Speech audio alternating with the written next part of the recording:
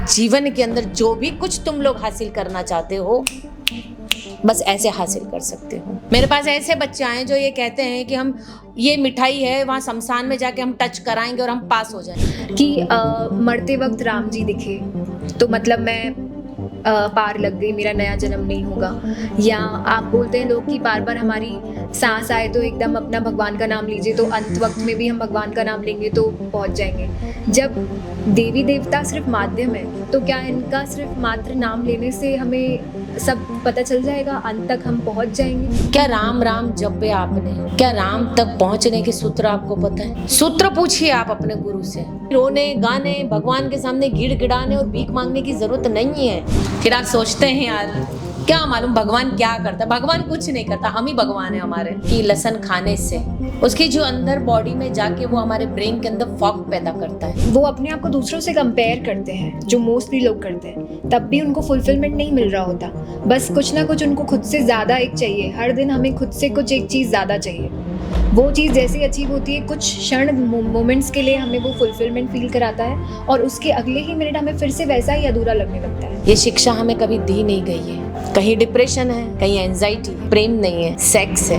ये विचार काफी आपके बच्चे के जीवन को नष्ट करने के लिए। तो कभी नहीं कर सकता। गाय का जब बछड़ा पैदा होता है वो दूध किसके लिए था? आपके लिए कि उसके लिए? डेयरी प्रोडक्ट मत खाइए, नॉनवेज मत खाइए, लहसुन मत खाइए, अंडा मत खाइए। ये सब चीजें आपकी कोई काम की नहीं है। कुछ भी टिकता नहीं है। मतलब आज अगर मैं किसी को पसंद करती हूँ तो हो सकता है कल उसको ही मैं नापसंद रखूँ। और अगर हम थॉट्स की बात करें, कई बार ऐसा होता है कि हमारी संगति की वजह से भी हमारे दिमाग में कई थॉट्स घुसते हैं जो शायद अनचाहे होते हैं, हमारी चाहत के अकॉर्डिंग नहीं होते वो। तो उसको कैसे हम। हेलो एवरीवन, नमस्ते, मैं हूँ Karishma Khimani and you are watching the Mindell show. This is our third episode, और आज हमने बुलाया है एक ऐसी पर्सनालिटी को जो बहुत वक्त तक छिपी हुई थी, बट आज बहुत मुश्किलों से उन्हें हम इस प्लेटफॉर्म पे लेके आए हैं। She is none other than doctor Manisha Soni. She is a doctor. एक गजपत ग्लोबल कम्युनिटी के ज़रिए उन्होंने अपनी लाइफ स्टार्ट की है, इस विजन को स्टार्ट किया है। She is a very famous Thai astrologer जिन्होंने पहली बार इंडिया में थाई एस्ट्रोलॉजी इंट्रोड्यूस की है। थाईलैंड के प्रेसिडेंट ने उन्हें खुद सम्मानित किया है। इनफैक्ट उन्हें स्पॉन्सर किया है आगे इजिप्ट में टेरो रीडिंग सीखने के लिए भी, जहां उन्होंने एशिया पे टॉप किया है। आगे चलते उन्होंने कोलंबिया यूनिवर्सिटी में भी अपनी डॉक्टर की उपलब्धि प्राप्त की।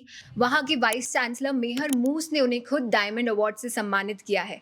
आगे चलते ही उन्होंने subconscious mind reprogramming, touch therapy और ऐसे स्पिरिचुअल हीलिंग की एक्सपर्टीज अपनाई है, और इसके ज़रिए उन्होंने 25,000 लोगों से भी ज़्यादा लोगों को रिजल्ट्स ला के दिए हैं। उनके रिजल्ट्स इतने अमेजिंग रहे कि उन्होंने अपनी लाइफ में लिमिटलेस प्रॉस्पेरिटी और हैप्पीनेस को अपनाया है।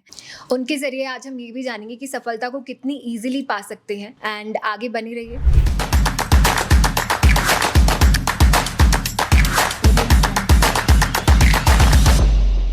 Welcome ma'am, welcome to the Mindell show and thank you आप यहाँ आए। प्लीज़ बताइए कि आपने ये अपनी जर्नी कहाँ से शुरू की है और इसके पीछे का आपका विजन क्या है? थैंक यू मैम, आपने मुझे यहाँ पर बुलाया और आज इस प्लेटफॉर्म के माध्यम से मैं पूरी दुनिया को अपने बारे में और अपने जीवन के बारे में परिचय दूंगी। मेरा जो सिक्स सेंस है वो बहुत पावरफुल है। अब ये सिक्स सेंस को मैंने साइंस के साथ जोड़ा कि साइंस क्या कहता है। मैंने साइंस के साथ जोड़ के मैंने इंडियन हॉरोस्कोप की भी मैंने स्टडी कंप्लीट की, परंतु फिर भी मुझे लगता था कि कुछ तो अधूरा है जिसे पूरा करना है।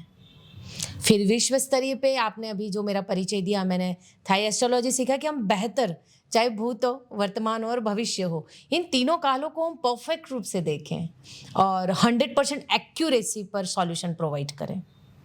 कुछ चीज़ें विश्व में सिर्फ 2 लोगों के पास है, जो एक मेरे पास है और एक बाली में है। तो उन चीज़ों के द्वारा 100% सॉल्यूशन की एक्यूरेसी है। मैं चाहती हूँ जो जीवन लिया है, जो एक बहुत बहुमूल्य है और बहुत छोटी अवधि का है, इसमें हम जीवन को किस प्रकार जिया जाए, एक बेहतरीन जीवन जहाँ हर चीज़ आप समय के साथ अचीव कर सकते हैं। उन चीज़ों के लिए मैंने सबकॉन्शियस माइंड रीप्रोग्रामिंग से लेके हर एक तरीके से लेके, चाहे वो आपके चाहे शारीरिक हो, मानसिक लेवल पर हो, चाहे आपके भौतिक लेवल पर हो, चाहे स्पिरिचुअल लेवल पर हो, एवरीथिंग मैं 360 डिग्री पर गजपत पूरा काम करता है। और इस चीज़ पर मैंने महारत हासिल किया कि हाँ, हमारे एक इंसान के हाथ में हमारे पास कितना है ये जानना ज़रूरी है। इसको हायर स्पिरिचुअलिटी पे समाधि लेवल समझो या आउट ऑफ बॉडी एक्सपीरियंस के द्वारा दूसरे डायमेंशनों में जाकर, और इस ज्ञान को साझा किया मैंने कि हम जीवन को जो हम पाना चाहते हैं या हम इंसान के हाथ में कितना है, तब मुझे पता चलता है कि सब कुछ हमारे हाथ में है। तो जो आज का जो ये आधुनिक युग है, इस युग के अंदर लोगों को ये बात बिल्कुल नहीं पता है। तो मैं चाहती हूँ कि लोगों को इस बात के बारे में पता चले कि सब कुछ हमारे हाथ में है। तो जो डायरेक्शन, जो आके गलत डायरेक्शन करने वाले जो लोग हैं, वो समाज को गलत तरीके से डायरेक्ट नहीं करे, मतलब है ना, जो नेगेटिव इफेक्ट्स आते हैं, प्रॉपर पॉजिटिविटी में कि क्या आपको किस चीज़ की आवश्यकता है, ये आपको पता होना चाहिए। देखिए, आज हमें बच्चों को नहीं पता है कि उन्हें क्या चुनना चाहिए। कई लोग हैं जो गाइड करते हैं कि आपको ये बनना चाहिए, पर कितनी एक्यूरेसी पे आप वर्क कर रहे हैं। मैं 110% पे, मैं कहती हूँ 100%, पर मैं कहती हूँ 110% की एक्यूरेसी पे आप वर्क करो कि हाँ, इंसान इसी चीज़ के लिए पैदा हुआ है। छोटी मोटी चीज़ें पढ़ के हम किसी के जीवन का मार्गदर्शन नहीं कर सकते। तो मेरे जीवन का ये लक्ष्य है कि आपके महान लक्ष्य को पूरा करके आपका राज तिलक करना, ये मेरा थॉट है कि इस दुनिया को सबसे खूबसूरत बनाना। आपको किसी भी सिस्टम से आपको स्ट्रगल फाइट करने की आवश्यकता नहीं है।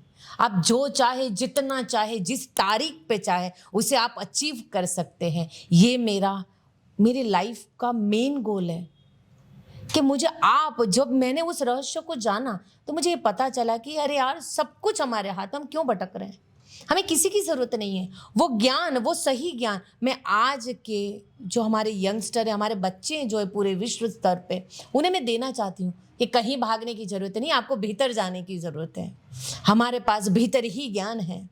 तो जीवन का परम सत्य और इस ब्रह्मांड का परम रहस्य से मैं उन्हें अवगत कराती हूँ, और जब वो उससे अवगत होते हैं तो उन्हें जीवन जीने की सही कला सिखाती हूँ, जहाँ कुछ भी आपको गलत गाइडेड मतलब नहीं किया जाता है, गलत गाइड नहीं किया जाएगा, और आप जीवन को सही तरीके से जिए। उसकी कला सिखाने का गजपथ एक पाथ है, जहां आप आके और जो शिक्षा ग्रहण करते हैं तो आप विश्व में कहीं पर भी सर्वत्र विजयी रहेंगे। मेरा ज्ञान दिया हुआ आपको सर्वत्र विजयी करेगा। Wonderfully said ma'am, wonderfully. इस पे हम अगर आगे जानना चाहें मैम, आपने जैसे अपनी पूरी उपलब्धियों में ये भी बताया हमें कि कैसे सबकॉन्शियस माइंड हिप्नोथेरेपिस्ट भी हैं आप, तो उसके बारे में हमारे व्यूअर्स को प्लीज़ कुछ बताइए। देखिए, सबकॉन्शियस माइंड के हमारे मस्तिष्क के दो पहलू हैं, है ना। कॉन्शियस लेवल 10% है और सबकॉन्शियस 90% पर वर्क कर रहा है। अब जो साधारण लोग हैं ना, वो उसमें कंपन भी नहीं भेज पाता है। अब दुनिया पे जो राज करते हैं वो 0.1% लोग हैं जो दुनिया पे राज करते हैं। वो लोग सबकॉन्शियस में पहुंच जाते हैं। हम निरंतर, हमारा जो फिल्टर है conscious to subconscious, daily message पहुंचता है।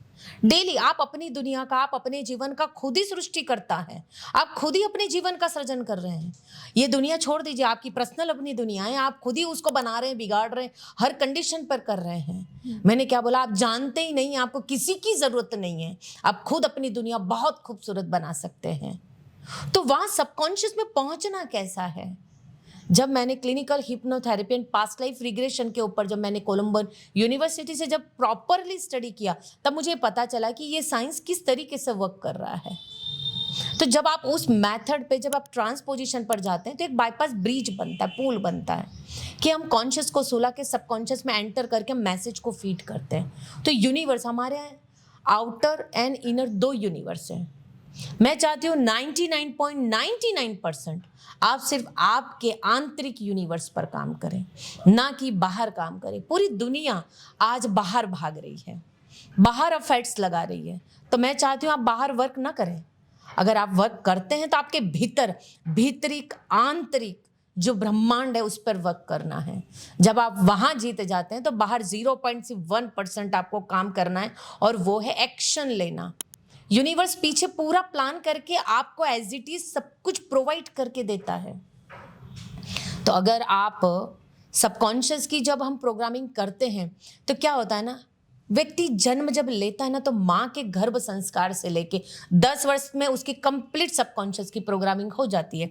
चाहे उसका टीचर हो, माता पिता हो, आसपास गुरु हो, जो भी उसके समाज, जो भी कोई भी उसे जो शिक्षा दे रहा है, वो उसके प्रोग्रामिंग फिट हो जाता है। जब जन्म लेता है तो 100% सबकॉन्शियस रिसीव मोड पे होता है, चाहे वो भाषा हो, कोई भी लैंग्वेज हो, कोई भी ध्वनि हो, कोई भी तरंगे हो, वो हर एक चीज को सुन रहा है, वो रिसीव कर रहा है, चाहे प्रकृति को जान रहा है, जीव को जान रहा है, मनुष्य को जान रहा है, व्यवहार को जान रहा है, अच्छा बुरा सही गलत सब कुछ तुम्हें सिखाया जाता है। पर सबसे पहले सिखाया जाता है नेगेटिव पॉइंट्स। नहीं, ये नहीं करना है, ये अच्छा नहीं है, ये बुरा है, ये सही नहीं है, ये गलत है। हमने पहले ही उसकी धारणा फिट कर दी, तो वो सबकॉन्शियस में फिट है। अब 10 वर्ष के बाद आपको पता है कि ये संपूर्ण जीवन जो तुम्हारा है ना, जो उसके बाद जब तुम अपनी जिंदगी की शुरुआत करते हो ना, तो जो अंदर फिट है ना, वो तुम्हारा जीवन चला रहा है।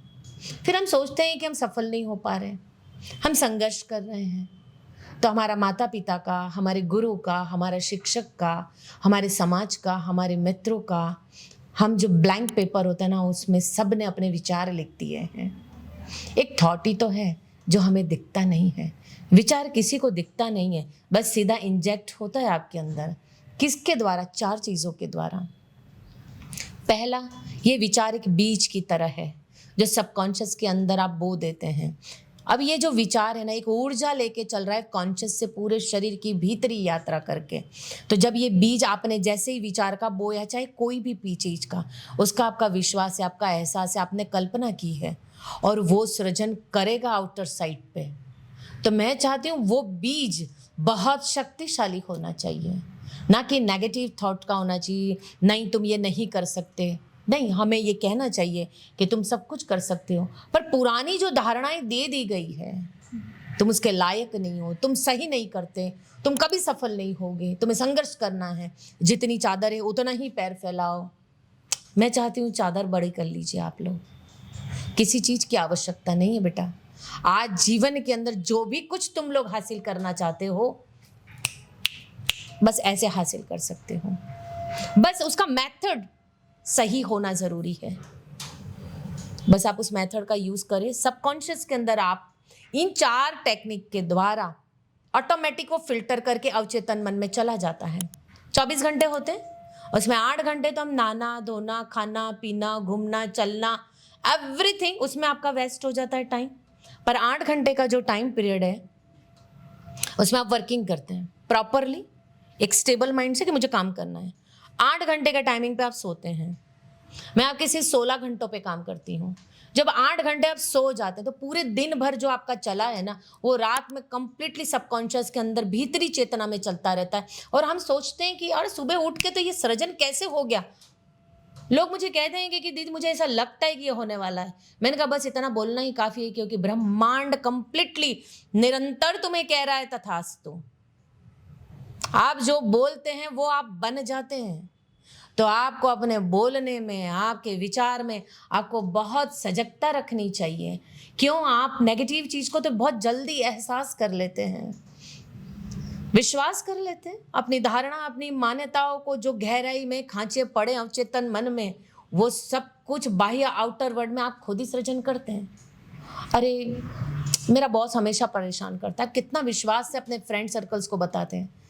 फैमिली में हम अपने बच्चों को बताते हैं हमारे फाइनेंशियली क्राइसिस बहुत है, हम मिडिल क्लास के, हम नहीं सफल हो सकते। बच्चों को मत बताइए आप ये। आपने बता दिया, उनके गहरे में बैठ जाएंगे कि नहीं हम गरीब हैं, हम छोटे हैं, क्योंकि हमने छोटी सोच दी है। नहीं, ये सोच बदलना पड़ेगी। ये विचार बहुत शक्तिशाली है, और ये विचार अगर आपने नहीं बदला तो आप जो चाहते हैं वो दुनिया कभी नहीं बन सकती। हमने एजुकेशन दिया, पर वहाँ बच्चा क्या सीख रहा है? टफेस्ट संघर्ष, अरे याद ही नहीं होता, 10 बार दोहराओ, 11वें दिन से आपको याद ही नहीं होगा। पर क्या हम बच्चों को कहते हैं कि नहीं बेटा तू सब कुछ कर सकता है, अरे तुम्हारा दिमाग अद्भुत है, तुम कर सकते हो। तुम्हें अलग अलग एलिमेंट्स, आपके 5 चक्रों से लेके, आपके 5 शरीरों से लेके, 5 आपकी तरंगों वेव से लेके, पंच महाभूत से ये बना शरीर बड़ा अद्भुत है। सब कुछ हमारे हाथ में है। आप खुद जब इस ज्ञान, इस विचार को जब आप जान लेते हैं, तब बस जीवन सब कुछ बदल जाता है और उसे कला आ जाती है। एक व्यक्ति कार सीखता है, अगर नहीं आती तो वो चाहे जैसे चलाएगा, रोड मार्क के बने उसे कोई भी निशान समझ में नहीं आएंगे। गिरते पड़ते सीखेगा, तब तक तो समय निकल जाएगा। परंतु मैं ये चाहती हूँ आप सबसे, प्रॉपर आप एजुकेट लें, एजुकेशन को सीखें कैसे करना है। 4 किताब पढ़ के कुछ नहीं होगा, आप अपनी बुद्धि के तल पर सीखते हैं। एक व्यक्ति भागवत जी पढ़ता है, उसमें जितनी बुद्धि और ज्ञान है बस उतना ही उसे समझ पाएगा। पर जिस दिन आप सुखदेव जी से सुनते हैं ना, तब उसी समय आप मोक्ष को प्राप्त कर जाते हैं। तो आपका लाइफ कोच, आपका गुरु, आपका मास्टर होना बहुत ज़्यादा ज़रूरी है, जो आपको जीवन की जीने की कला और शिक्षा देता है। जब आप ये सीख जाते हैं तो बहुत आसान हो जाते हैं। बस प्रतिपल जीवन में अद्भुत चमत्कार घटित होंगे जो आप हासिल करना चाहते हैं। दूसरा, लोग नहीं जानते सेल्फ लव क्या होता है, खुद से प्यार करना। हम दूसरों को ही प्यार करते हैं, दूसरे से ही मांगते हैं। हम कहते हैं तू मुझे प्यार कर, दूसरा कहता है मुझे कोई प्यार करे। अभी ये 2 भिखारी एक दूसरे को क्या देंगे? नहीं देंगे। जब आप खुद से प्यार करते हैं ना, तब वहाँ से सबसे बड़ा रूपांतरण वहाँ से चालू होता है। आपके थॉट बदलते हैं, खुद से प्यार करते हैं, अपने जीवन को बदलते हैं। ये शिक्षा हमें कभी दी नहीं गई है। तो गहराइयों में जो चीज़ होनी चाहिए ना, वो हमें सिखाने की ज़रूरत है। जब हम वो सिखाएंगे, थॉट प्रोसेस बदलेंगे, उनका प्रोग्रामिंग करेंगे, उन्हें गाइड करेंगे कि कैसे लक्ष्य को हासिल करना है। एक गाड़ी प्रॉपर वे पर एक कोच आपको सिखाता है कि कैसे चलाना है। जब आप सीख जाते हैं तो बेहतर आप गाड़ी जीवन की भी तो चला सकते हैं। फिर तो जीवन को चलाना बहुत आसान है। मुझे ऐसा लगता है बच्चे जो सुसाइड कर रहे हैं, डिप्रेशन में हैं, उन्हें याद नहीं होता है। क्यों? हम सब उस असीमित सत्ता के अंश हैं। हमारे भीतर ही संपूर्ण शक्तियाँ हैं, तो हमें किसको हाथ जोड़ने की जरूरत है? मैं भी बुद्ध हूँ और आप सभी बुद्ध हैं। कोई भी किसी से नीचा नहीं है, क्योंकि हम सभी परमात्मा के अंश हैं। तो जो मेरे पास है वो आपके पास भी है, बस आपने खुद को जाना नहीं है।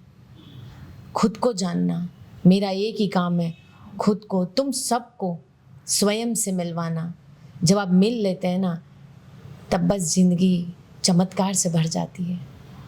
सो वंडरफुली सेड मैम, आपके शब्दों से यहाँ तक भी कंपन आ रहे हैं। आई एम श्योर ये सब लोग महसूस कर रहे हैं। And what a motivation. और ये बहुत ही डिफरेंट एपिसोड टर्न आउट हुआ है मैम। आपने इन सारे बातों में एक बात मुझे कही कि आपकी डेली के थॉट्स आपके सेल्स में जाके रजिस्टर हो रहे हैं, और कहीं ना कहीं वही चीज़ एक सिचुएशन बन के हमारे आगे बनती है। और आजकल यूट्यूब के ज़रिए या हमारी जो जनरेशन्स आ रही हैं वो बहुत जल्दी रिजल्ट्स चाहती हैं। या तो वो मैनिफेस्टेशन की बात करेंगी, या तो वो ये कहेंगे कि आप कुछ हमें रेमेडी दे, तो बस हमारे से उतना ही हो सकता है। उस जनरेशन के लिए आप वो 6 सेंस की इम्पोर्टेंस और जो आप वो थॉट्स की इम्पोर्टेंस कह रहे हैं, उनके लिए और डिटेल में बताइए प्लीज़। देखिए, अगर विचारों को नहीं समझा है तो आप ये समझ के चलिए कि आप निरंतर कुछ अलग आपके जीवन में सृजन करते चले जाएंगे। हम खुद अपने मूर्तिकार हैं, तो आप कैसी मूर्ति बनाना चाहते हैं अपनी? खंडित? कहीं हाथ टूटा, कहीं पैर टूटा, कहीं दिमाग टूटा, कहीं डिप्रेशन है, कहीं एंजाइटी है, कहीं एक्शन रिएक्शंस हमारे बहुत डिफरेंट चलते हैं। गुस्सा है, फ्रस्ट्रेशन है, प्रेम नहीं है, सेक्स है। तो आप उन विचार, जिस प्रकार से आप जैसी भावना एहसास के द्वारा आप बोते हैं, वो ही सृजन होगा। क्यों? ये शरीर जो पंचभूतों से बना ना, तो वो विचार जैसे एक बीज को जमीन में डालो, पंचमहाभूत उसको अंकुरित करेगा और वो फल देगा समय पर। हो सकता है बैम्बू को उगाने में 3 साल लगेंगे। 3 साल बाद जब वो बढ़ेगा तो बहुत तेजी से बढ़ता है। हम कहते हैं कि हमारे जीवन के अंदर बहुत सारे हादसे हो रहे हैं, बहुत सारी गलत चीजें हो रही, तो आप अपने अंदर झांक के देखिए। कहीं रोने गाने, भगवान के सामने गिड़गिड़ाने और भीख मांगने की जरूरत नहीं है। स्वयं को बदलने की आवश्यकता है। सेल्फ लव, विचारों को बदलने की आवश्यकता है। आप खुद अपना जीवन प्रोग्राम कर रहे हैं, आप किस पे इल्जाम लगा रहे हैं? किसी पे नहीं लगा सकते हैं।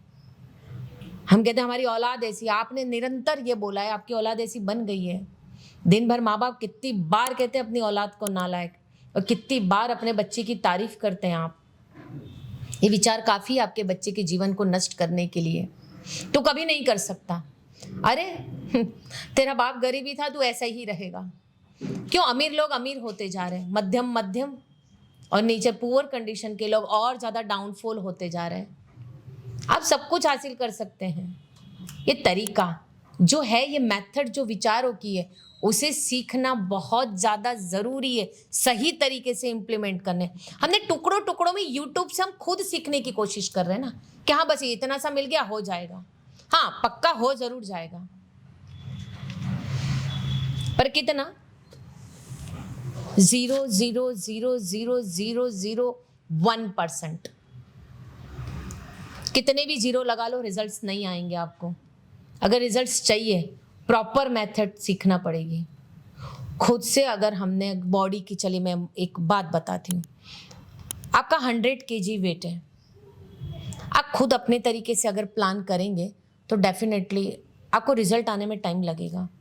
हो सकता है थोड़ा बहुत न्यूट्रिशन आपने यूट्यूब से सीख लिया, थोड़ा बहुत अपने दोस्तों और उनसे एक्सरसाइज सीख ली, शॉर्टकट से आपने काम किया। शॉर्टकट से हमें कभी सफलता नहीं मिलेगी। तो शॉर्टकट से तो फिर आपको 12 साल स्कूल में भी नहीं जाना था, घर पे ही बैठ के 4 चौपड़ी पढ़ लेते तो ही हो जाता। पर साल भर हम एजुकेट करते हैं। मुझे बताइए, इतने स्कूल, एकेडमीज, इतने कॉलेज खुल गए, कौन गारंटी दे रहा है आपके बच्चे की कि आपका बच्चा टॉप करेगा? लाखों करोड़ों रुपए आप खर्च कर देते हैं, पर आपका बच्चा फिर भी टॉप नहीं करता है। माँ बाप को मैंने देखा, उन्होंने अपने खेत बेच दिए हैं, लोन लेते हैं स्टडी के लिए। बच्चा बनना चाह रहा है, 10 लाख बच्चे एग्ज़ाम दे रहे हैं, IAS की तैयारी कर रहे हैं, एक भीड़ चल रही है, मुझे बनना है, मुझे बनना है। इंजीनियरिंग की भीड़ लग रही है, डॉक्टर की भीड़ लग रही है, एवरीथिंग भीड़ बाहर भाग रही बच्चों की। कोई है जो ये गारंटी लेता हो कि हाँ आपका बेटा यही बनेगा? तो सबसे पहले ये जानो कि आप किस चीज़ के लिए बने हैं। 2 चीज़ें मेरी बात याद रखिए। पहली चीज़, मैं ये कर लूँगा, ये बहुत आसान बात है। मैं उसके लिए बना हूँ, इन चीज़ में बहुत अंतर है। करने की खातिर तो सब कर लेंगे, परंतु फिर बाद में छोड़ देंगे। जिस चीज़ के लिए आप बने और उस कार्य को जब आप करेंगे ना, आपको इस दुनिया में कोई नहीं हरा सकता।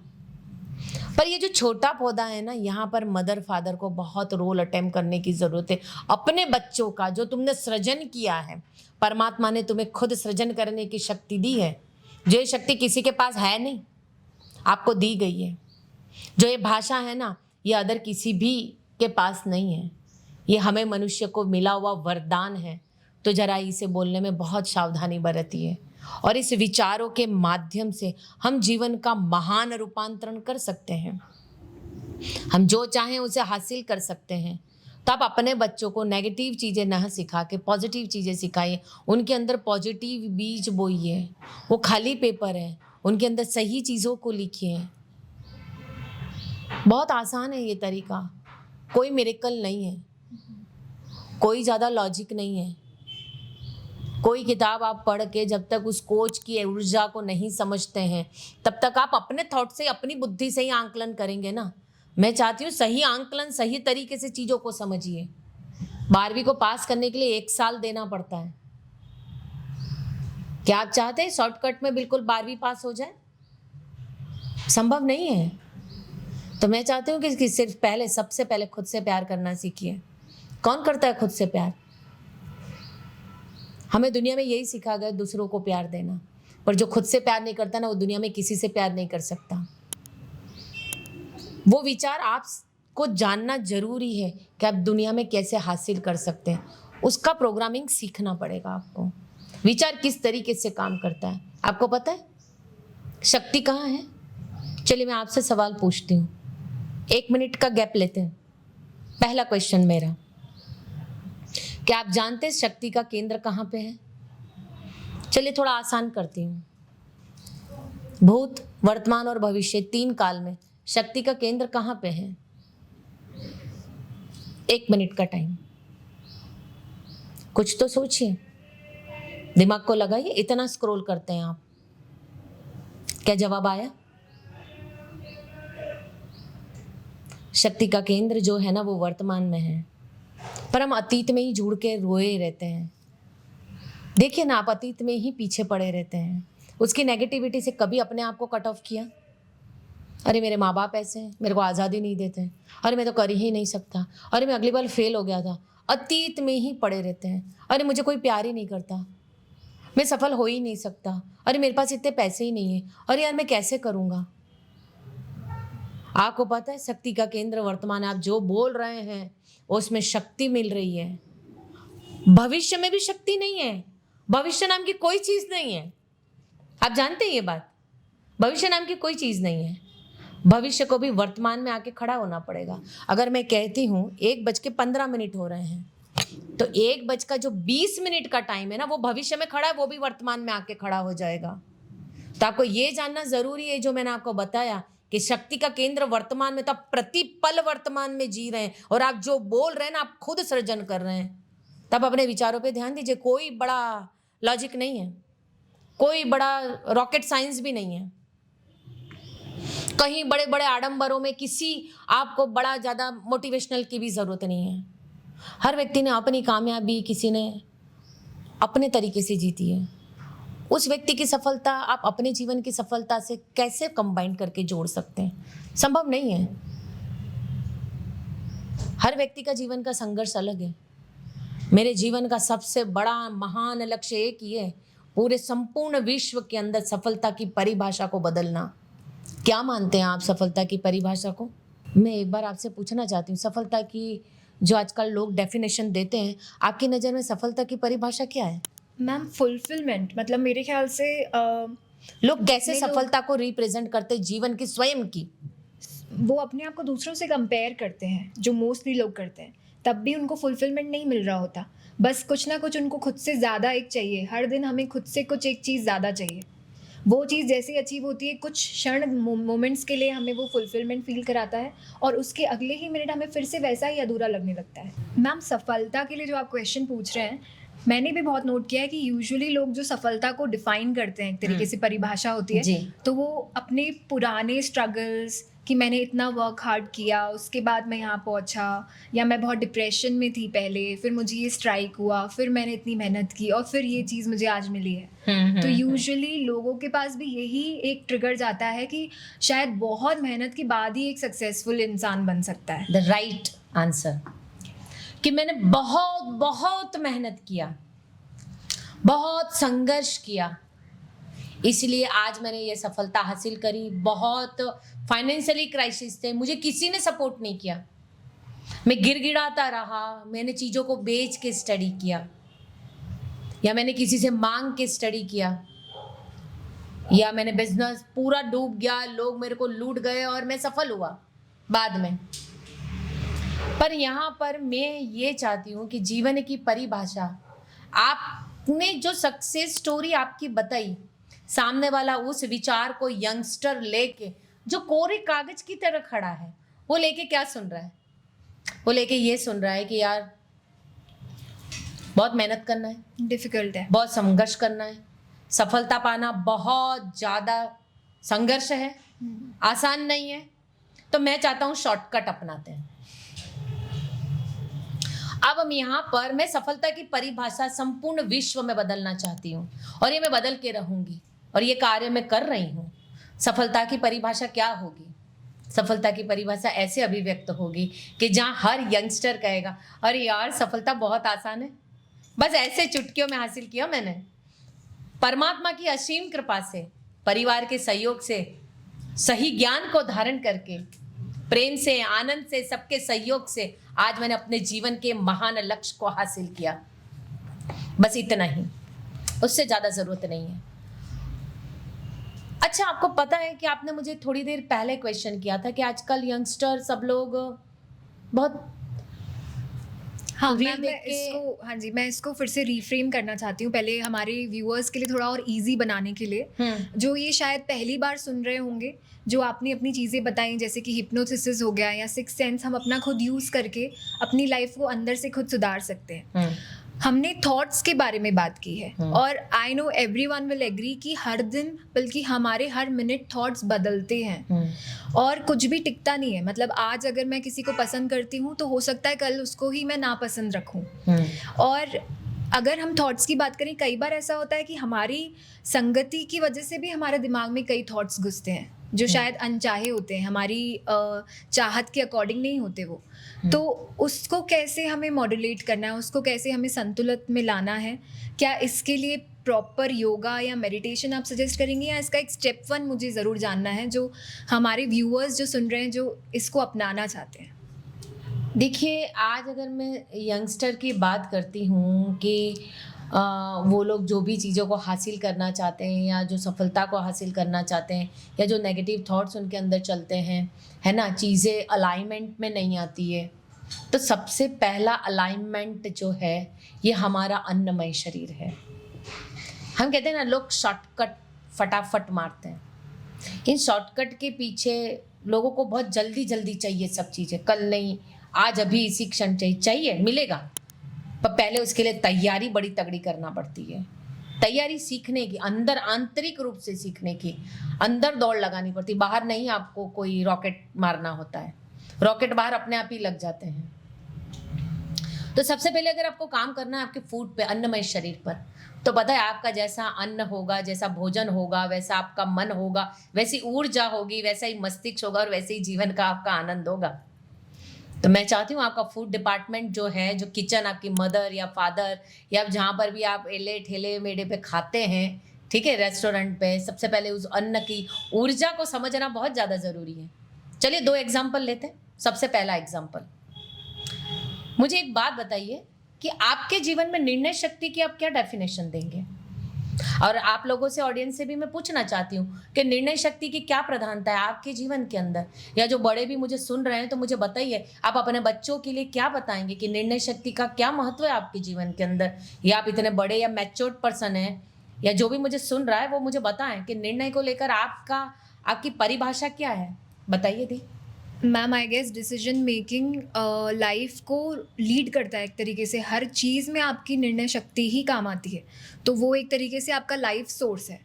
आप अपने आप को, अपनी पर्सनालिटी को अगर किसी और के आगे रखते हैं तो वो एक तरीके से आपका निर्णय ही है जो आप आगे रख रहे हैं, तो वो हर चीज़ में काम आता है ना? आपकी लाइफ में हर जगह आपकी निर्णय शक्ति वर्क करती है। क्या उससे बड़ा कुछ ऊपर है? तो मैम भी बोल रहे हैं, दी भी बोल रहे हैं, शायद ऑडियंस में जो बड़े लोग होंगे वो भी यही सोच रहे होंगे कि निर्णय शक्ति बहुत बड़ी शक्ति है। देखिए, मैं ये नहीं कहती शरीर के तल पे जीना है तो खूब लहसुन खाओ, मैं किसी धर्म के लोग के रिलेट नहीं कर रही हूँ, पर मैं ये कहती हूँ कि लहसुन खाने से उसकी जो अंदर बॉडी में जाके वो हमारे ब्रेन के अंदर फॉग पैदा करता है। अभी बाहर धुंध है, अभी कल या 2 दिन से बहुत लगातार इंदौर भोपाल में धुंध चल रही थी, है ना? आप सभी लोग ये जानते हैं। हाँ जी। तो मुझे बताइए कि ड्राइव करना कितना क्या कठिन है या आसान है आपके लिए? दिल्ली में बहुत धुंध होने के कारण बड़े एक्सीडेंट्स होते हैं। क्यों? क्योंकि जो धुंध होती है वो हमें आगे को देखने नहीं देती है। तो जो आप जब लहसुन खाते हैं और ज़्यादा लहसुन का उपयोग करते हैं तो आपके ब्रेन के अंदर फॉग पैदा होता है और आपकी निर्णय शक्ति खत्म हो जाती है। तो जो बच्चे, यंगस्टर, आज हम देखते हैं कि बच्चे निर्णय नहीं ले पा रहे कि उन्हें क्या करना चाहिए, गिरते हैं, पड़ते हैं, लुढ़कते हैं, सफल नहीं हो पा रहे। तो निर्णय कैसे गलत हो गया कि वो बिजनेस करेंगे हम सफल हो जाएंगे? तो आपका जो इंट्यूशन पावर है वो वर्क नहीं करता है। अच्छा, पता है सरकार भी इस चीज को जानती है। आपको पता है गूगल में आप इतना सब दूर इतना स्क्रॉल करते हैं, तो जरा स्क्रॉल करिए, सभी लोग स्मार्ट हैं, आधुनिक है, स्मार्टफोन सभी लोग यूज करते हैं। तो आप देखिए और चेक करिए कि पायलट का एक निर्णय शक्ति कितना पावरफुल होना चाहिए। अगर कुछ होता है तो उसको तो बहुत अटेंशन, उसका दिमाग होना चाहिए शार्प, कि वो सही तरीके से प्लेन को लैंड करें। 8 घंटे पहले उसे अलाउ नहीं है गार्लिक खाना, तो अगर उसे अलाउ नहीं है तो फिर अचानक ये इतना चाइनीज फूड कैसे आ गया मार्केट में?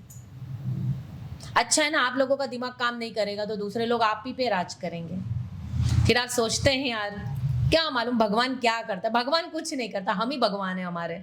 मैंने कहा ना, मैं भी बुद्ध हूं, आप भी बुद्ध है, तो आप गलत कर रहे हैं। अभी आजकल सुना होगा आप लोगों ने, सब यंग लोग वीगन, आप लोग है ना मैं आप किसी को गलत नहीं कहती, बस मैं कहती हूँ आप थोड़े से समझदार हो जाइए, थोड़ा सा समझदारी, बस उतना, थोड़ा सा समझदारी, तो आपको दुनिया में कोई भी बेवकूफ़ नहीं बनाएगा। क्यों? क्योंकि ये सच बोलना मेरे लिए बहुत ज़रूरी है कि अगर हम फॉरेन कंट्री में बात करें तो उन्होंने आर्मीज के ऊपर उनके डेयरी प्रोडक्ट बंद किए, नॉनवेज बंद किया, उनको बड़े रिजल्ट्स आए। उनका ब्रेन एक अलग तरीके से काम करने लगा, और जो लोग खा रहे थे और जिनका बंद किया उनके आप रिजल्ट्स आप यूट्यूब पे या गूगल पे चेक कर सकते हैं। जब हम किसी जानवर को मार के, यंगस्टर बहुत खाते हैं नॉनवेज, ठीक है भैया, प्रोटीन, दूध में इतना प्रोटीन। एक बात बताइए, जब आप जन्म लेते हैं तो कब चलना सीखते हैं? 9 महीना, साल भर, बोलने में भी टाइम लगता है। अगर आप मुझे ये बताइए कि एक गाय का जब बछड़ा पैदा होता है, वो दूध किसके लिए था? आपके लिए कि उसके लिए? पहली बात तो ये, अगर आपने आज ये प्रॉपर्टी बनाई तो ये किसकी है? आपके मम्मी पापा ने बनाई है तो ये आपकी है ना, कि दूसरे की है? नहीं, आपकी है। हमारा इस पर कोई अधिकार नहीं है। तो जो बछड़ा जिस बच्चे को बड़ा करने के लिए, उस बच्चे को बड़ा करने के लिए जो तुरंत खड़ा हो जाता है, वो एक सांड को पैदा करती है, वो दूध उसके गर्भ में बनता है, और उस बच्चे के आधार पर वो दूध, भगवान ने उसके अंदर वैसे एंजाइम्स, वैसी चीज़ें डाली है कि वो वैसे ग्रो करेगा। एक इंसान का बच्चा बहुत छोटा होता है, उसकी माँ को आने वाला दूध अलग है। अच्छा, दूध कैसे आता है?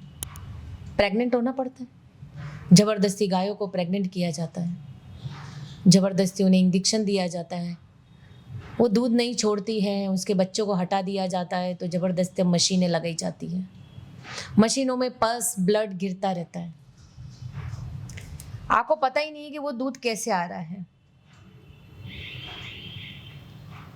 मैंने तो सिर्फ आधा वीडियो देखा और मुझे समझ में आ गया कि वीगन क्या है। मैं जगह जगह देखती थी वीगन क्या लिखा है, मुझे समझ में नहीं आया, पर जब जानने की कोशिश करी तो मुझे सारा सच सामने आ गया। इतना ज़्यादा चीज़, बटर, इतनी चीज़ें दूध की कितनी ढलड्डे से मिलती है, आपका कोई अधिकार नहीं है। उन्हें ज़बरदस्ती हाथ डाल के प्रेग्नेंट किया जाता है, वो नहीं होती है तो ठीक है, उन्हें मार दिया जाता है जब वो दूध नहीं देती या प्रेग्नेंट नहीं हो पाती है। तो वो दर्द, वो लगातार एक जगह पे बंधी हुई वो सहती रहती है। लड़के हो गए, उन्हें मार दिया जाता है। दुनिया में सबसे ज़्यादा मांस भारत से प्रोडक्शन होता है। अब वो जो है जिन्हें ज़बरदस्ती प्रेग्नेंट किया जाता है, उसकी तकलीफ है, वो सिर्फ दर्द की वेव, तरंग की यूनिवर्स में छोड़ती है। तो आपको क्या लगता है ये प्रलय ऐसे ही आ रहा है? सुनामी ऐसे ही आई? केदारनाथ में जो चीज़ हुई, प्रकृति आपदाएं जो भी हो रही, क्या ऐसे ही हो रही है? वो दर्दनाक वेव और तरंगे भेजती यूनिवर्स में, और प्रकृति जो माँ है वो सबकी रक्षा करती है। अगर आप पे कोई बात आएगी तो आपकी माँ खड़ी हो जाएगी, शेर से भी भिड़ जाएगी, भले उसे उस समय ताकत नहीं होगी। तो आप प्रकृति के बच्चों को जब हम सताते हैं तो क्या होगा? अच्छा देखिए ना, सबको बच्चे नॉर्मल हो रहे थे आजकल, है ना, अपने आप हो रहे थे। हमने प्रकृति, फिर प्रकृति की जीव, बच्चों के साथ हमने खिलवाड़ चालू करा हम इंसानों ने। हम नहीं जानते, जाने अनजाने सबको सजा मिलेगी। अरे भैया, आजकल अचानक ये टेस्ट ट्यूब बेबी कहाँ से आ गया? तो डॉक्टर भी हाथ डाल के law of Karma, dairy product आप लेते। ये तो मैम आई गेस डॉक्यूमेंटेड है अब कि नॉनवेज में जो आप जिस वाइब्रेशंस या कंपन की बात कर रहे हैं वो हम खाते हैं तो हमारे सेल्स में भी वही रजिस्टर होते हैं, और वैसी तरह की फिर एंगर या हमारे अंदर जो एक किसी और को मारने की इच्छा, वो भी जो आ रही है मेरे ख्याल से वो गलत अन्न से ही आ रही है। हमने जो न्यूट्रिशन की बात करी है मैम, आपने डेयरी और गार्लिक कम्प्लीटली अवॉइड करने के लिए कहा है। गार्लिक के बारे में एक रिसेंटली स्टडी हुई थी कि उसको एज अ मेडिसिन भी यूज़ किया जाता है कई बार। तो क्या कम मात्रा में इसको कहीं यूज़ किया जा सकता है? कम मात्रा में, शरीर के तल पर जीना है तो आप करिए ना, कोई दिक्कत नहीं है। पर अगर आपको कुछ महान कार्य करना है और आपको जीवन में बहुत बड़ा अपनी इस दिमाग का, मस्तिष्क की अद्भुत शक्ति का इस्तेमाल करना है, तब छोड़िए, जरूरत ही नहीं है किसी भी चीज़ की। कुछ भी जरूरत नहीं है आपको किसी भी चीज़ की। वंडरफुल मैम, न्यूट्रिशन की जब हम बात करते हैं, ये तो अवॉइड की गई चीज़ें हैं। अगर किसी इंसान को अपना, जैसे आपने कहा, निर्णय शक्ति बढ़ाना हो या फिर ऐसा कुछ हमें स्पिरिचुअली जर्नी में आगे बढ़ना हो, तो कौन से फूड इंग्रेडिएंट्स हमें अपनाने चाहिए अपने डेली फूड में? बिल्कुल सात्विक भोजन। देखिए हमने ना, अभी मैं आपको नेचुरल चीज़ बताना चाहूँगी कि प्रकृति बहुत बिगड़ गई है। हमने बहुत सारे केमिकल्स, बहुत सारी चीज़ों का उपयोग करके हमने प्रकृति को बनाया है। तो वैसे ही आहार से हमारे भीतर भी उतना ही केमिकल गया है। अभी केमिकल बॉडी बनती जा रही है, बल्कि हम नेचुरल बॉडी थे। हमें कोई भी शरीर में कोई कभी-कभी देखा है जानवर को कभी कोई प्रॉब्लम आता है, वो नेचर के साथ कनेक्ट, हम नेचर से दूर हो गए। आप नेचर के साथ जुड़ के रहिए, आपका दिमाग काम करेगा। आप सारे तो गलत काम करते हैं, अंदर डालने वाला आपका पहला जो चढ़ाव है वो अन्नमय शरीर है, उसे आप सही कर लीजिए। आपका पानी सही कर लीजिए जो 80% पर काम कर रहा है। आप पानी सोच समझ कर उसके अफर्मेशन देकर काम करें, आपका दिमाग बहुत बेहतर तरीके से काम करेगा, क्योंकि पानी के अंदर मेमोरीज है। वो लिक्विड कंप्यूटर है कुदरत का, नायाब कंप्यूटर। आप उसको जो बोलोगे वो आपके भीतर जाके खुद ही आपके सबकॉन्शियस की प्रोग्रामिंग करता है। तो मैं वाटर थेरेपी पे काफ़ी बड़े लेवल पर मैं रिसर्च करके उस पर काम कर रही हूँ, और उस पानी को मैं रेडी करके देती हूँ कि जब आप पिएंगे आपकी ऑटोमेटिकली मेमोरी फोटोग्राफिक हो जाएगी। पर तैयारी तो करना पड़ेगी ना। अगर बॉडी चाहिए अच्छी, तो एक आप जिम में जाते तो आपको क्या बताते हैं? Proper coach, proper diet, proper exercise, floor exercise, proper sleep, proper nutrition और प्रॉपर टाइम, परफेक्ट। आपकी बॉडी परफेक्ट 6 महीने में डिज़ाइन हो जाती है। वैसे ये जीवन को डिज़ाइन करना है, ये जीवन को समझना है कि कैसे जीना है। गजपत आपको जीवन जीना सिखाता है कि किस प्रकार आपको जीवन जीना चाहिए। जो गलत, सब लोग गलत गाइड पे जा रहे हैं। ये समाज के अंदर, इस दुनिया के अंदर मैं ये चाहती हूँ कि जो गलत हो रहा है ना, वो रुकना चाहिए। पर वो कैसे रुकेगा? बुद्धि के बल पे नहीं, ज्ञान के बलबूते पे आपको बता के आपकी बुद्धि को बदला जा सकता है। तो मेडिटेशन सबके लिए करना ज़रूरी है, और जो नहीं करता है जीवन ख़त्म है आपका, कुछ नहीं है आपके जीवन में। तो मेडिटेशन बहुत ज़रूरी है, तब मेडिटेशन करिए। क्योंकि अन्न की इतनी बड़ी प्रधानता नहीं है कि मैं कहूँ कि नहीं, अन्न के लिए इतना ही ज़रूरी है जितना शरीर को चलाना है। आप सात्विक करिए बस, और आप मेडिटेशन करिए, आपको अपने आप ज्ञान आएगा। बताइए दी। ये मैम एब्रप्टली जो आपने आज कहा है मेडिटेशन करना है, अदरवाइज आपकी ज़िंदगी ख़त्म है एक तरीके से, ये बहुत कम लोग बोलते हैं। और मेरे ख्याल से जो लोग मेडिटेशन करते हैं वो उस चीज़ को एक्सेप्ट भी करते हैं। बट कई बार, क्योंकि मैं बहुत लोगों के बीच भी रहती हूँ, वो मेडिटेशन को, स्पिरिचुअलिटी को रिलीजन से जोड़ने लगते हैं। उनके अंदर एथिस्ट हूँ मैं तो, या फिर मैं भगवान में नहीं मानता, पहले मैं सच जानना चाहता हूँ, जबकि सच जानने का मात्र एक तरीका ही मेडिटेशन है। Right. पर उस चीज़ को वो उस लेवल तक नहीं समझ पाते और हर बार रिलीजन से जोड़ते हैं। तो उन चीज़ों के लिए आप क्या कहेंगे? क्योंकि यहीं से शुरू होती है मेरे ख्याल से अंधविश्वास की जर्नी, जो एक बार में शॉर्टकट में इंसान को रिजल्ट चाहिए, तो ये धागा बांध लो, इधर मत्था टेक के आओ, इधर पूजा पाठ करवाओ, मंत्र पढ़ो। ऑल्दो इन सब चीज़ों का एक लेवल तक एक साइंटिफिक रिजल्ट है, बट रिलीजियस के साथ किसी चीज़ को जोड़ना, मेरे ख्याल से वो वहीं पे एक तरीके से अंत है उस चीज़ का। तो उस चीज़ में आप अपनी राय क्या देंगे? देखिए, आजकल अगर हम ग्लोबल लेवल पर देखते हैं तो कहीं ना कहीं सभी रिलीजियस काम कर रहे हैं। वो हम बच्चों को, जो हम जन्म लेते हैं, उनको वो रिलीजियस के बारे में, उनकी धारणाओं के बारे में, उनके धर्म के बारे में गाइड करते हैं। सही है, करना चाहिए, पर सही सिखाना भी तो चाहिए। करिए, आप मना ही नहीं है, जानना चाहिए उन्हें। पर मुझे एक बात बताइए, क्या ये जो सांस आप ले रहे हैं, जो मैं कहती हूँ कि ध्यान करना, आप स्वयं आपके गुरु हैं, आपको किसी गुरु की आवश्यकता नहीं है।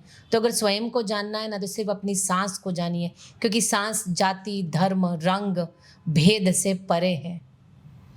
तो ये सांस जो भगवान बुद्ध ने 2500 वर्ष पहले मानव जाति के विश्व कल्याण के लिए उन्होंने एक ही बात कही कि कुछ मत करो, सिर्फ अपनी सांस पर जो आ रही है और जो जा रही है, सिर्फ उसे आप देखिए। अपने आप सब चीज़ें आपके बैलेंस होगी, सारा ज्ञान आपके भीतर प्रकट होगा, आपके भीतर की अतीन्द्रिय शक्तियाँ जागरण होगी। शांत होके बैठना है। सोचो ना, आप कब अपने आप को शांत किया? ये गाड़ी आप दिन भर चलाते हैं, तो भैया उसको भी आप शांति से रख देते हैं कि ठंडी हो जाए। आप अपने आप से कब रुके थे? रुके आप कभी? सोचिए ना एक पल के लिए, रुके क्या? कभी नहीं रुके आप। रुके, मेडिटेशन करिए। क्या करना है? जो आ रही है और जो जा रही है उसे देखना है। मैम, आपने जैसे अभी कहा कि मात्र सिर्फ सांसों पे ध्यान देने से ही एक सिंपल मेडिटेटिव स्टेट आ सकती है, और मेरे पर्सनल एक्सपीरियंस से मैं ये बता सकती हूँ कि दैट इज़ सो ईजी, मतलब एक तरीके से आपको अपनी लाइफ बहुत ईजी लगने लगती है, बट कहीं ना कहीं उस टाइम पे रियलाइज़ होता है कि हमारे अंदर या हमारे सेल्स में कुछ ऐसी भी चीज़ें हैं जो हमारे मुताबिक नहीं है, या हमारे अंदर जो थॉट्स गए हैं या हमारे अंदर की जो आदतें हैं वो हमारे ज़रिए नहीं आई, वो आसपास के एक तरीके से लोगों के ज़रिए भी आई है, सोशल सर्कल के थ्रू भी आई है। और इसके बाद फिर जब हम रिलीजियस पे आते हैं, जैसे इंडिया में खास करके लाखों करोड़ों देवी देवता हैं और फिर लोग उनके पास जाते हैं उनकी एनर्जीज अपने अंदर डालने के लिए, तो इन दो चीज़ों को आप कैसे रिलेट करोगे कि क्या हमारे अंदर जो चीज़ें हैं वो सच में सिर्फ हमारे ही हाथ में हैं? तो क्या फिर ये देवी देवताओं के आगे हाथ फैलाना या उनकी सिद्धियों को अपने ऊपर लाने की कोशिश करना, क्या ये एकदम ही गलत है? देखिए, मूर्तियाँ या देवता गलत नहीं है, आपको मंदिर जाना चाहिए या मस्जिद जाना चाहिए, गुरुद्वारा जाना चाहिए, चर्च जाना चाहिए। वो स्थान बनाए गए थे, जैसे हम स्कूल जाते हैं, एजुकेशन के लिए स्कूल, कॉलेज, एकेडमीज, सेंटर बने ना, हॉस्पिटल बीमारी को ठीक करने के लिए बने ना, कि घर पे ही आके डॉक्टर ऑपरेशन करता है। तो वो एक ऊर्जा का केंद्र था जो पर्टिकुलर सिस्टम के द्वारा, आर्किटेक्ट के द्वारा निर्माण किया गया था कि आपकी भीतरी ऊर्जा को बदलने। पर हम वहाँ आरती करने बैठ गए, वहाँ हम पूजा पाठ करने बैठ गए, या हम कुछ और रोने गाने उसको कंप्लेन करने के लिए बैठ गए, बल्कि वहाँ बैठ के हमें मेडिटेशन करना था, अपनी सांसों पर ध्यान देना था कि वो मूर्ति रिप्रेजेंट कर रही कि हमें उसके जैसा बनना है। तो अगर आज गणेश जी के पास जाते हैं तो बुद्धि का दातक था, तो जिसने उस सिस्टम की भीतरी शक्ति को अंदर जागृत किया और उसने उस शक्ति को जब देखा तो उसने बाहर उसकी मूर्ति का आकार दिया कि हाँ, ये असीमित बुद्धिमता भी है, जो विशाल है, उसके पास अद्भुत है। तो वो ज्ञान और बुद्धि का भंडार है कि सरस्वती भी उसके अधीन है। तो उसके बारे में जब उसने जो भीतर ज्ञान प्रकट हुआ तो उसने उसका आकार दिया कि इसके पास बैठ के अपने आप को मेडिटेट करिए कि मुझे इसके जैसा बनना है, बल्कि हम कुछ और करने लग गए। एक बात बताइए, चलिए मैं आपको सिंपल तरीके से समझाती हूँ। हमारे सबकी यात्रा है शिव बनने की। चलिए मैं शिव भी नहीं बोलती हूँ, पर मैं एक चीज आपको ये बोलती हूँ कि हमारी सबकी यात्रा है उस विराट के साथ एकाकार होने की, उस सार्वभौमिक सत्ता ने, जिसने हम उसके अंश है और उसने हमें बनाया, जो हमारे भीतर व्याप्त है, वो सार्वभौमिक सत्ता जो हमसे प्यार करती है, हमें प्रॉस्पेरिटी देती है, हमें संभाल के रखती है, उससे मिलन यही परम सत्य है। तो मैं आपको मूर्ति का, मंदिर का, जो उनका बहुत अच्छा क्वेश्चन था, उसके बारे में मैं आपको क्लियर समझाना चाहती हूँ कि हम क्यों वहां जा रहे हैं। आज हम स्कूल में भी 8 से 9 घंटे हम पढ़ने, एक प्रॉपर एजुकेशन लेने, एक मंदिर है, वो भी विद्या का मंदिर है, सरस्वती का मंदिर है, हम वहां भी जाते हैं, जो हर रिलीजियस बना रहा है, चाहे क्रिश्चियन एकेडमी क्यों नहीं हो, चाहे कोई भी, आप हिंदू की देख लीजिए या मुस्लिम की देख लीजिए, सब अपनी अपनी चीज़ों को पढ़ा रहे हैं, पर विद्या का केंद्र बनाए, एजुकेशन वहीं जाके आपको मिलेगा। वैसे ही ये परमात्मा का स्थान है जहां ऊर्जा उतरती है, आपके भीतर की ऊर्जा की, आपकी स्वयं की अतीन्द्रिय शक्तियों को जागृत करना है। तो मूर्ति माध्यम है। मैम, इस पे थोड़ा और डीपर चलते हैं। अभी आपने कहा कि जैसे हर देवी या देवता के अंदर एक ऊर्जा है, जैसे गणेश जी बुद्धि के दाता हैं, लक्ष्मी जी को बोलते हैं लोग कि हमारे अन्नपूर्णा की तरह हैं, वो हमारी लाइफ में अबंडेंस, मनी या एक तरीके से लग्जरी लाती हैं। क्या यही अंत है, या इनके ज़रिए ऊपर उठने की, जो आपने बोला कि एक ये माध्यम है? कई लोग ऐसे होते हैं जो अपनी पूरी ज़िंदगी सिर्फ राम राम जप के निकाल देते हैं, राम से बड़ा राम नाम है, या कुछ लोग बोलते हैं कि राधे राधे, ऐसे करके बहुत से लोग हैं जो इंडिया में ही एक तरीके से देवी देवताओं के बीच में भी डिस्क्रिमिनेशन चलता है। और यहीं से मेरे ख्याल से जो एक आज की युवता जो लोग हैं वो इन सब चीज़ों से दूर भाग रहे हैं, क्योंकि अपने ही लोग दो अलग बातें कर रहे हैं, है ना? तो गलत की दौड़ कहाँ तक रहेगी? तो इसमें सच क्या ये है कि जैसे हम मेडिटेशन करते हैं, कुछ लोग ऐसा होता है, जैसे मैंने अपनी पर्सनल वो बता रही हूँ एक्सपीरियंस, कि मरते वक्त राम जी दिखे तो मतलब मैं पार लग गई, मेरा नया जन्म नहीं होगा। या आप बोलते हैं लोग कि बार बार हमारी सांस आए तो एकदम अपना भगवान का नाम लीजिए, तो अंत वक्त में भी हम भगवान का नाम लेंगे तो पहुंच जाएंगे। जब देवी देवता सिर्फ माध्यम है, तो क्या इनका सिर्फ मात्र नाम लेने से हमें सब पता चल जाएगा, अंत तक हम पहुंच जाएंगे? देखिए, मंत्र इसलिए किए जाते हैं कि अगर हम सभी धर्मों में भागवत जी या भागवत गीता या सभी ग्रंथों के बारे में बताया गया है। मुस्लिम धर्म में उनका जो ग्रंथ है उसके बारे में बताया गया है, क्रिश्चियन है तो उनका ग्रंथ है उसके बारे में बताया गया है, सरदार कम्युनिटी है तो उनके भी ग्रंथ है और गुरु नानक देव जी के बारे में बताया गया है। मैंने क्या बोला, मंत्र है, वो उसकी ऊर्जा काम करती क्योंकि वो मनोमय शरीर तक है। आपका मन शुद्ध है ना, ठीक है, आपके मन के अंदर भीतर परमात्मा बैठा है, तो आगे की जर्नी के अंदर आपका मन और ज़्यादा अच्छी चेतना में ही रहेगा ना, कि आप परमात्मा की ओर आगे बढ़ेंगे। ये तो बचपन से आपको विचार दिए गए ना कि आप कृष्ण को मानिए, राम को मानिए, अल्लाह को मानिए, जीसस को मानिए, हनुमान जी को मानिए, माता जी को मानिए, सबको मानिए। मैंने आपको ये समझाया कि जितने लोग जिन्होंने इन शक्तियों को भीतर जागृत किया था, उन्होंने बाहर उसको मूर्ति के रूप में आकार दिया था कि ये भीतर शक्तियाँ है। तो जिन्हें लक्ष्मी की ज़रूरत है तो वो लक्ष्मी माता की पूजा करता है कि आप उनके सामने बैठ के अपनी ऊर्जा को जागृत करें, अपने आप प्रॉस्पेरिटी और अबेंडेंस आएगा आपके पास। और अगर आध्यात्मिक यात्रा करना है तो बुद्ध ने 6 वर्षों की अथक चेष्टा से, पढ़िए ना आप बुद्ध का उपन्यास को, उनके जीवन को पढ़िए, आपको शिक्षा मिलेगी। तर्कशास्त्री मत बनिए, करना अच्छी बात है, तर्क करना चाहिए, पर सिर्फ तर्कशास्त्री बन के जीवन जीने में कुछ भी नहीं होगा, क्योंकि हमें उस पर अमल भी तो करना है। तो जब बुद्ध ने 6 वर्षों की अथक चेष्टा से, किसी ने बोला मंत्र करो, करा, किसी ने बोला अन्न छोड़ो, छोड़ा, उनने सब कुछ करके देखा, उल्टा टंग जाओ, टंग गए, सब कुछ, एक अन्न के चावल का दाने तक रहना और फिर भगवान मिल जाएंगे, अन्न छोड़ दो। तो धीरे धीरे एक कटोरी चावल से एक आखिरी दाने तक पहुंचे कि वो एक छिरछिरी तालाब को भी, एक नदी को वो पार नहीं कर पा रहे थे। तब उन्होंने कहा कि अगर मैं ये इतनी छोटी सी नदी को अगर मैं पार नहीं कर पा रहा हूं तो ये भवसागर कैसे पार करूंगा।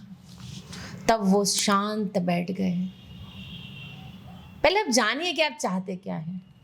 किसी को ज्ञान चाहिए, किसी को अभी देखो एट प्रेजेंट मोमेंट में लक्ष्मी भी चाहिए, किसी को शांति चाहिए, किसी को संतान चाहिए, किसी को स्वास्थ्य चाहिए, तो धन्वंतरी देवता की पूजा होती है फिर, है ना। हर त्योहार वार बनाए गए, क्यों बनाए गए? उस समय ये ऊर्जा है, हम भूल नहीं जाएं कि उन ऊर्जाओं को भी हमें जागृत करना है। तो जब आप इन ऊर्जाओं को अपने भीतर की उन शक्तियां जो तुम्हें बाहर 36 करोड़ दिख रही वो अंदर भी है, आप उसे जगाइए। जरूरी है कि आप स्पिरिचुअलिटी में आप बुद्ध बनना चाहते हैं तो डेफिनेटली आपको सांस पर जाना पड़ेगा, क्योंकि उनसे सरल किसी ने नहीं बताया। मुझे एक प्रश्न का उत्तर दीजिए आप सबसे। मैं एक प्रश्न पूछती हूँ, शायद कड़वा लग सकता है तो मैं माफ़ी भी मांगती हूँ आप सबसे, पर एक प्रश्न आप सबसे पूछती हूँ। मुझे एक बात बताइए, क्या राम राम जपे आपने? क्या राम तक पहुंचने के सूत्र आपको पता है? सूत्र पूछिए आप अपने गुरु से, उनसे तर्क कीजिए। कृष्ण कृष्ण जपते हैं आप, श्री कृष्ण शरणम मम, तो मुझे एक बात बताइए, क्या कृष्ण तक पहुंचने के सूत्र जो थे, क्या वो मास्टर या गुरु या जो गादी पे बैठा है क्या उसके पास है? आप महावीर और उनकी पूजा करते हैं, मुझे ये बताइए कि क्या उन तक पहुंचने के सूत्र आपके पास है? देखिए, सूत्र होना चाहिए, एड्रेस प्रॉपर होना चाहिए। क्या मोहम्मद के पास पहुंचने के सूत्र है आपके पास? जपो मत, कुछ मत करो, सूत्र पूछिए आप। सवाल उठाना तो फिर ऐसे सवाल उठाओ ना आप। जीसस के पास पहुंचने के सूत्र है क्या? अगर खो गए तो फिर करते रहो, अनंत में डायरेक्ट छलांग कभी नहीं लगेगी। पर बुद्ध के पास पहुंचने के सूत्र खोए नहीं है।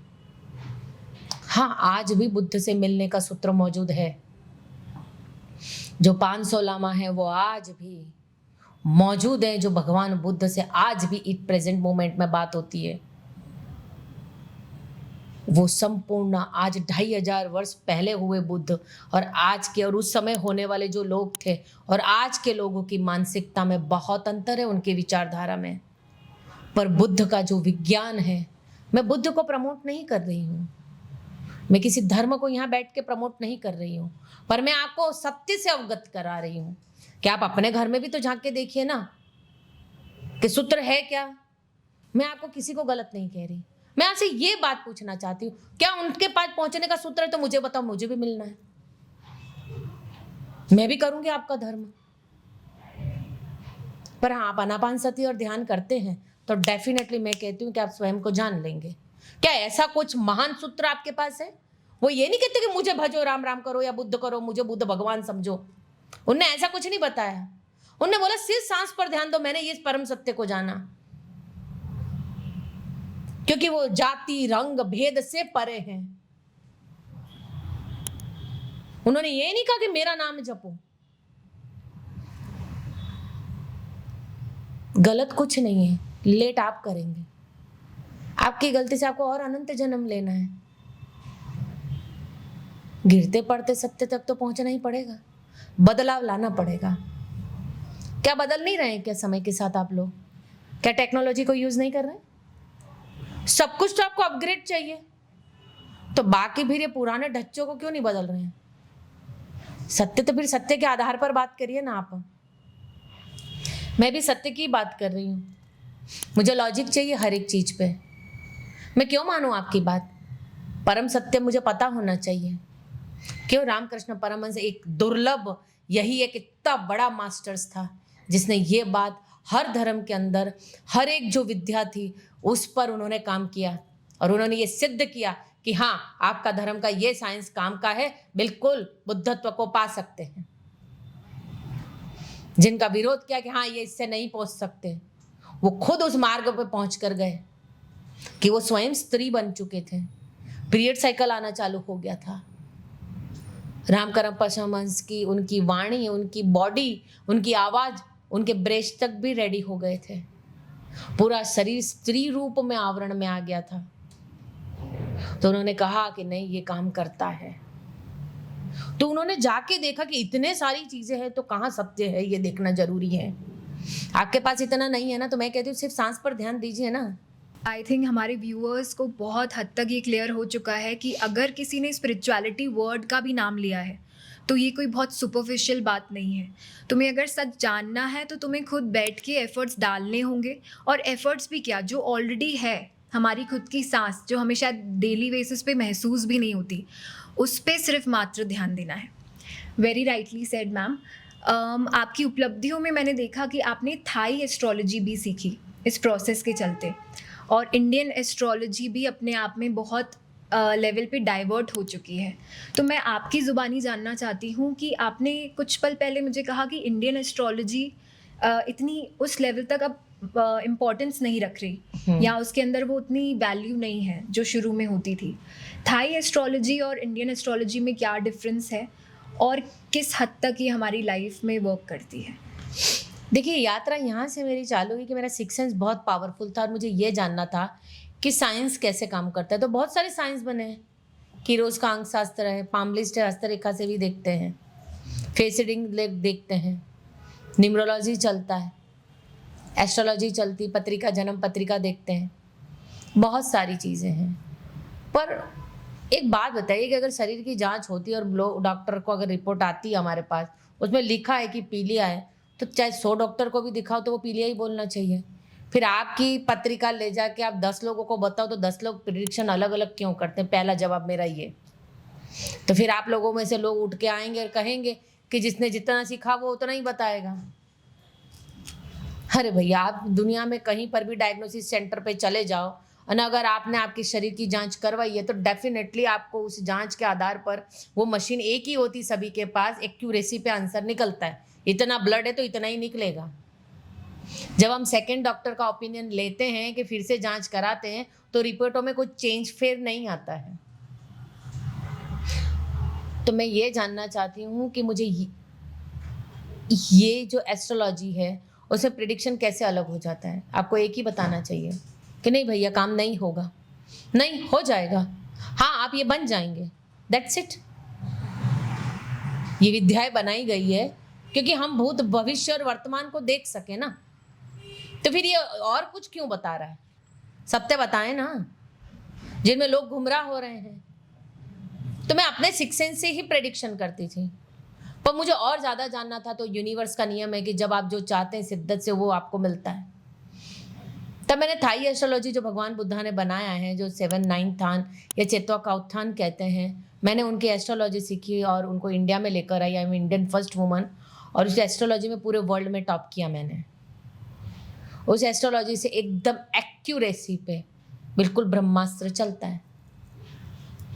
कोई 20% होगा, कोई 10% पे होगा, कोई 50% पे होगा। तो 50% जो नहीं है, तो बाकी के जो अगर 100% का हम प्रेडिक्शन करने बैठे तो हम कह देंगे कि भैया तेरी किस्मत में नहीं था, हमने तो सोचा था, पर तूने कुछ तो गलत किया होगा।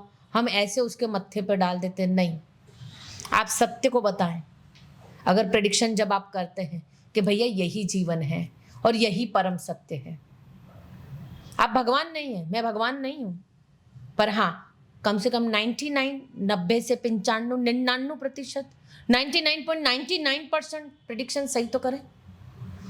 तो कोई साइंस जिसने काम किया वो भगवान बुद्ध का साइंस था, जो 100% पे एक्यूरेसी पे काम करता है। चलो मैं 100 नहीं करूँ तो भैया 99% तो वो उस चीज़ पर काम कर रहा है। 1% अगर किसी ने बहुत पुण्याई करी है तो उसका लाइफ या उसके ऊपर किसी की ब्लेसिंग है तो चीज़ें चेंज होती है। उसके एट प्रेजेंट मोमेंट के कर्मा भी काउंट होते हैं। बाकी 99% 100% एक्यूरेसी पे प्रेडिक्शन होता है कि जो बोल दिया वही होगा। तो लाइफ टाइम का प्रेडिक्शन एक ही बार करती हूँ और पूरा रिकॉर्ड करके देती हूँ। क्या कोई जो भविष्य का प्रेडिक्ट करते हैं, वर्तमान का प्रेडिक्शन करते हैं, भूत का प्रेडिक्शन करते हैं या गारंटी सॉल्यूशन की देते हैं, तो मुझे ये बताइए कि क्या वो रिकॉर्ड करके दे रहे हैं?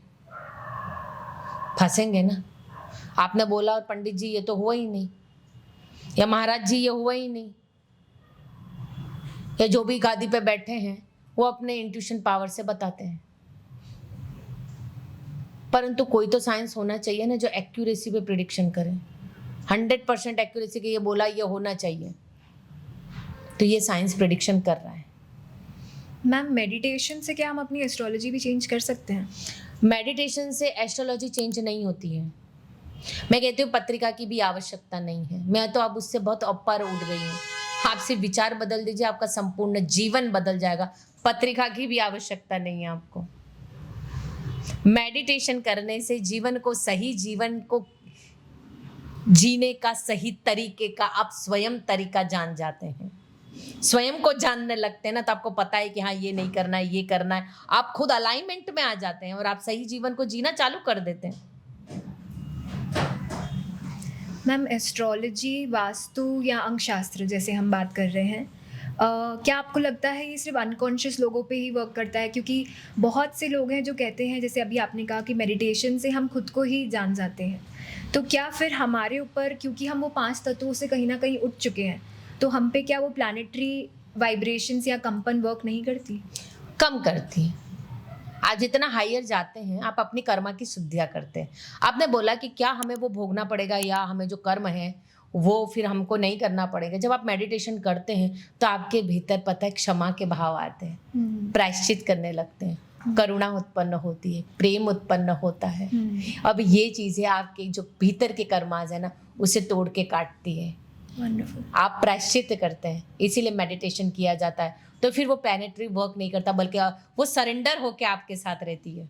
आप बोलते हैं फिर वो वैसा करती है। तो यूनिवर्स आपके हिसाब से चलता है। मैम, काफ़ी क्लैरिटी के साथ आपने काफ़ी चीज़ें हमें सॉल्व करके दिखाई हैं। मैं व्यूअर्स के लिए इसको और सिंपली बताना चाहूँगी, अगर कुछ गलत हो तो प्लीज़ मुझे बताइएगा, कि कैसे हमारी जो लाइफ में, हमारे इंडिया में ख़ास करके देवी देवता जिनको हम पूजते हैं, वो एक तरीके से एक एनर्जी फॉर्म्स हैं जिनको हम यूटिलाइज़ करते हैं। उस माध्यम के ज़रिए हम आखिर तक पहुंच सकते हैं। बट हमें एट दी एंड मेडिटेशन करना बहुत ज़रूरी है। और मेडिटेशन को सिंपल वे में मनीषा मैम ने बताया है कि कैसे सिर्फ सांसों पे ध्यान रखते हुए बहुत ईजिली सच को जाना जा सकता है, क्योंकि सच तो हमेशा हमारे साथ चल रहा है। इट्स जस्ट दैट हम उसे रियलाइज़ नहीं कर रहे हैं। सेकेंडली, कई बार ऐसा होता है इस प्रोसेस के ज़रिए हमें अंतर्मन शक्तियाँ प्राप्त होती हैं जिसको हम यूज़ कर सकते हैं किसी और को हेल्प करने के लिए, बट प्रोवाइडेड बहुत लोग इसका गलत तरीके से भी इस्तेमाल कर रहे हैं। इट्स वेरी इंपॉर्टेंट कि आपकी इंटेंशंस हमेशा सही हों। तो उस इंसान के पास जाने से पहले उनकी इंटेंशंस को जानना परखना सबसे पहले ज़रूरी है। इसके ज़रिए आप अपनी लाइफ में काफ़ी अंधविश्वासों से दूर रह सकते हैं। और I am sure Manisha ma'am को सुन के आप लोगों तक भी वो वाइब्रेशंस, वो कंपन जो मेरे अंदर फैल रही है वो आप तक भी पहुंची होगी। और ये बहुत हाई टाइम हो चुका है। अब हम लाइफ में हर चीज़ को लेके अपग्रेड हो रहे हैं, जैसा कि मैम ने कहा, तो क्यों ना अपने आप को भी अपग्रेड एक्चुअल में किया जाए और इसके ज़रिए खुद को जाना जाए। और ये बहुत आसान है। इतनी अमेजिंग क्लैरिटी के साथ आपने काफ़ी हद तक चीज़ों को नॉर्मलाइज करके आगे परोसा है मैम। यही है डॉक्टर मनीषा सोनी जी की वो ऑरा और वो एम्बियंस जो यहाँ पे सबको फील हो रहा होगा।